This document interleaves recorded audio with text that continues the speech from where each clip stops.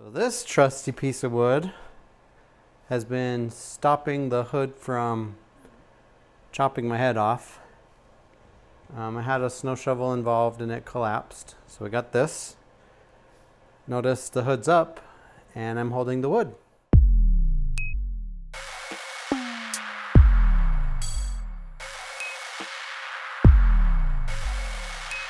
That time again to kind of sort through what we have left.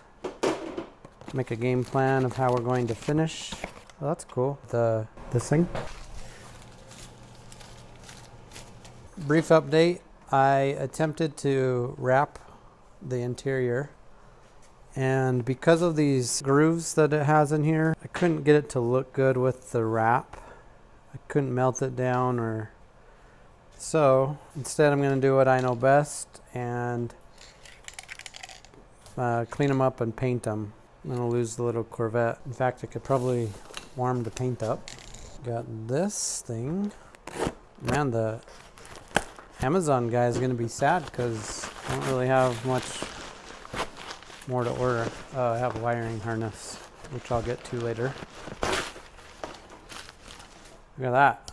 Ta-da! Hood latch. It should go down and cut my fingers off. Good. Okay, I got the other relay for the hazards and then the hood supports.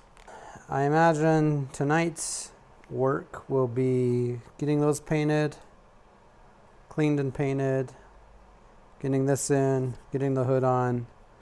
Maybe they'll be dry by then and install them again. So I'll do a quick rough sand of these. Oh man, he did paint these. It's coming off black, like paint black. So there's like drips and stuff everywhere. I didn't really know the extent of it, but and this thing is terrible. I didn't know it was this bad. How am I supposed to know? Look, I'm not good at painting, but the previous owner was really bad at painting. So this will take me a little bit to do.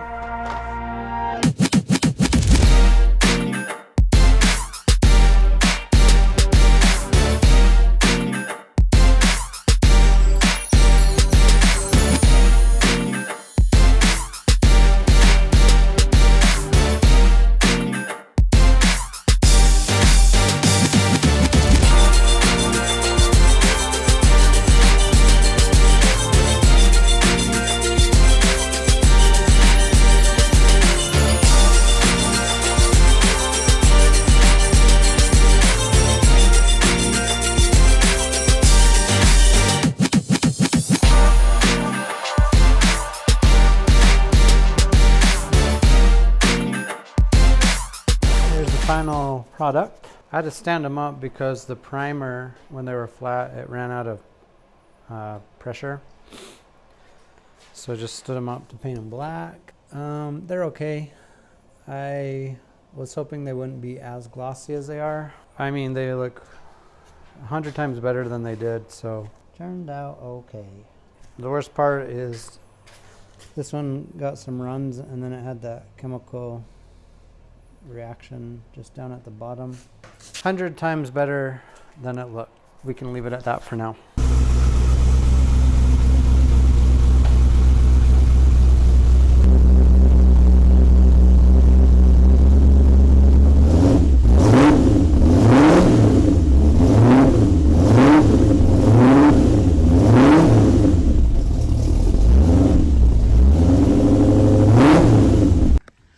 I got a new boot, but I need a little bit of black to cover up some damage.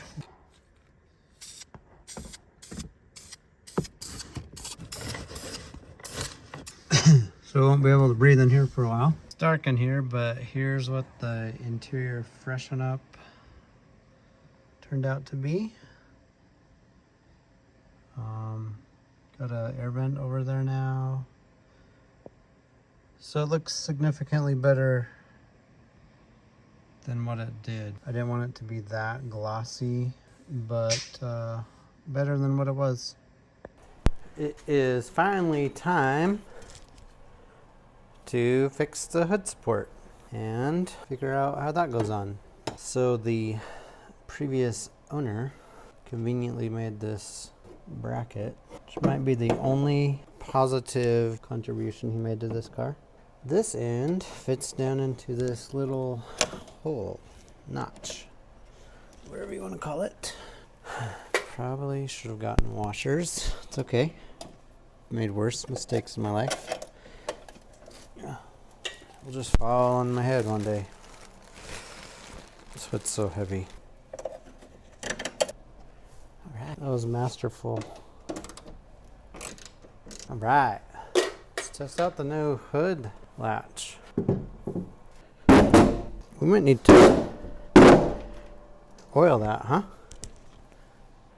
These cars also have these little shocks. I think they are all just held on by pins. Is that correct? Yeah, looks like there's just pins holding them on. And then I got these to replace them. 1 pin, 2 pin. These are really hard to compress. I don't think I can compress it. These are just little pins. I've held off so long changing these because I thought they were going to be extremely difficult. These are not difficult. Oh, right there. More. Needs to go more. 1. Okay. Close the hood now. Alright, everything is together. Should we try to see what happens? And close it this way.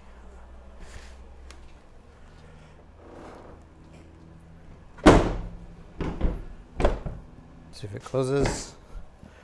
All of it closes. Let's see how it opens. Oh my gosh.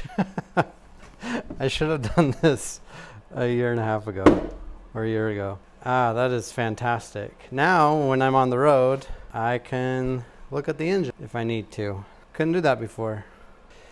I should have done this a year ago. Speaking of all that, Scrappy turns 1-year-old this week. Here's the link to the very first video so you can see how far it has come. Has a hood support now, which is just fantastic. Fantastically amazing. Oh, that brings me so much happiness. What I'm doing now, I'm going to take this little aluminum piece and try to make something out of it, just for a little brace to sit between the power steering and the tensioner. And then I'm going to hook these little tin cans to it for a breather. It will get the breather off of here. And I don't know how it's going to turn out and look.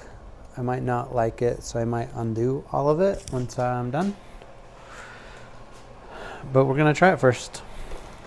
So let's get to cutting aluminum and stuff. I don't want to lose my eyes. Oh, they're smashed. Get out of here. Hot. Hot. This might be a very expensive mistake. Tech tip. I don't know if you can see these on the camera because my floor is really dirty. But there's little shavings like there, and there, and there, and there, and there, and there, and there, and there. If you're cutting aluminum, I would absolutely encourage you to wear goggles.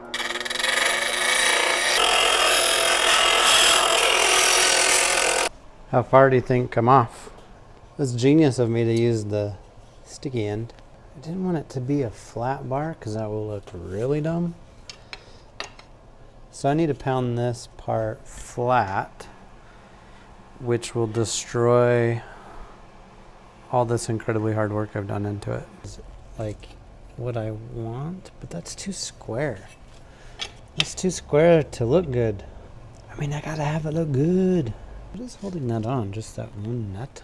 Do I want to be screwing with that one nut? Yeah, I do. That's out. I'm gonna pull out the old rivet gun. Pulling out all the stops. It's not going to turn out very nice, but it's going to hold it for now. So do that for good measure. Not that we're measuring, but I just don't know if riveting's the way. Yeah, I just don't know if I have another option right at the moment. So guess what's the way? Riveting. Again, aluminum breaks off in chunks. Best practice. These bad boys. Let's see if one of these fits before I proceed. That's gonna work? Yeah, I don't either. Remember rivet guns? These are awesome. Okay, let's try this massive rivet. There we go. Oh, too big. Ah.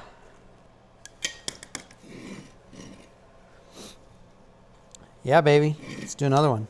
I guess I could offset them. Yeah, I'll offset them. If you can't TIG weld, you can rivet, and it won't look anywhere near as cool or have the same rigidity structure, but you can be done with the project. I don't use tools correctly. Look, I know. I'm not ashamed of it, actually.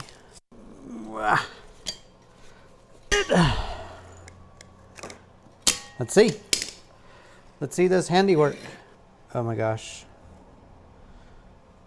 What I'm about to tell you. No. It's upside down. That sucks. Oh no. My goodness. Paul, you idiot. Unleash the rivets.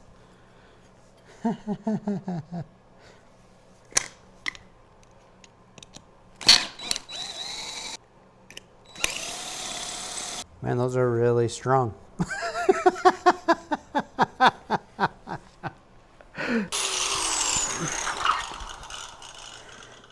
Well played, rivets.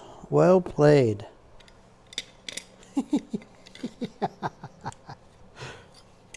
Oh my gosh, this looks horrible now.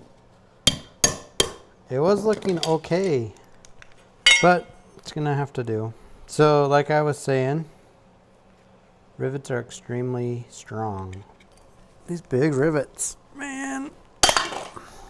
Oh, glasses. Let's not do that on my leg. How about that? I don't want a hole in my leg. They're gonna do the trick. They're just not gonna look very good doing it. I do tricks too. I don't look good doing my tricks. Sit rep. I did some fancy cutting to kind of go over some things and make it look a little bit better when it's painted. Now let's do the final steps. And right there. So it's gonna sit like that. Don't worry, I'm gonna paint it.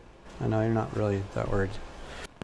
So I'm gonna put one catch can right there, and then I'm gonna put the other catch can right there. And that's all I need to know. I hope I marked those anywhere within that range. Okay. So now I'll go drill some holes for these. Take that off, drill some holes, do a little painting. That was English for painting. Notice my hood is up not by wood. If we accomplished anything today, it was that I don't have to use a 2x4. And that's pretty awesome, actually.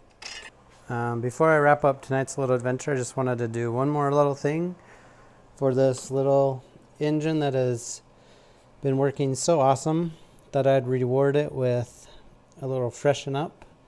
Also just checking over the rockers and looking at the oil flow and stuff. It's just a great thing to look at, you know? I don't know why. I don't know how to explain it.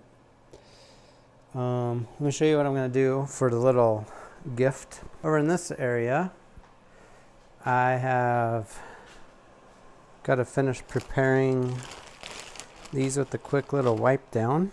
You'd think that I enjoy painting the way things have been going lately.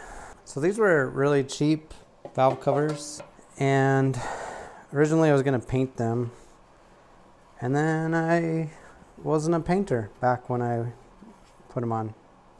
Now I'm a painter, and I feel like they just need a little freshen up while they're running on this engine to make things a little more enjoyable.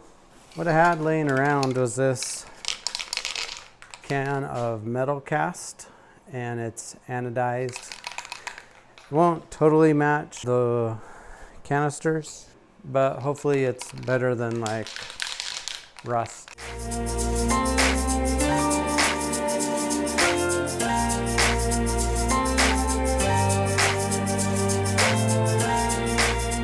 Honestly, there is some need to check these out. These are like, that's like a candy coat over bare metal. This might be one of the coolest quick things I have done to this car. Like, it is silky smooth. They look brown from afar kind of, but let me see if I can get the light to my camera on. Like, they look brown from afar, but they're just really gorgeous. Those are gonna look fantastic. I'm not actually sure why I love cars so much, but look at this little addition. Just those valve covers alone, look at that. Look how awesome it makes the engine bay. It's just an awesome little upgrade to this go get 'em engine. So here's the result of everything. Rivets work, by the way. So now it has the proper PCV system. We go into the little catch can and then into the vacuum system in the carburetor. And on this side, we go from the ventilation over to the catch can to ventilation. I just can't get over how cool these valve covers make this engine look. Like, it has a good system from valve cover to kind of filter matching to kind of filter matching to kind of catch can matching to that black thing that has rivets. And rivets are apparently really strong. Who knew? That's why they used them to hold the airplanes together. I think I'm going to call it good for this adventure on... man, that is... It's just too awesome. I'm just going to sit by the fire and stare at this for a while. Highly recommend that paint.